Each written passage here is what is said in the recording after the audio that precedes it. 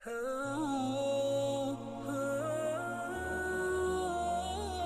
دن مغیرہ بن شعبہ حاکم کوفہ کا انتقال ہوا تو جریر بن عبداللہ رضی اللہ تعالی عنہ خطبے کے لیے کھڑے ہوئے اور اللہ کی تعریف اور خوبی بیان کی اور کہا تم کو اکیلے اللہ کا ڈر رکھنا چاہیے، اس کا کوئی شریک نہیں، اور تحمل اور اطمینان سے رہنا چاہیے اس وقت تک کہ کوئی دوسرا حاکم تمہارے اوپر آئے، اور وہ ابھی آنے والا ہے۔ پھر فرمایا کہ اپنے مرنے والے حاکم کے لیے دعائے مغفرت کرو، کیونکہ وہ مغیرہ بھی معافی کو پسند کرتا تھا۔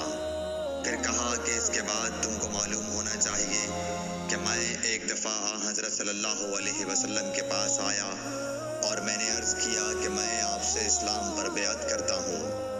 آپ نے مجھ سے ہر مسلمان کی خیر خواہی کے لیے شرط کی، بس میں نے اس شرط پر آپ سے بیعت کر لی۔ بس اس مسجد کے رب کی قسم کہ میں تمہارا خیر خواہ ہوں۔ پھر استغفار کیا اور ممبر سے اتر آئے۔ صحیح بخاری حدیث نمبر 58۔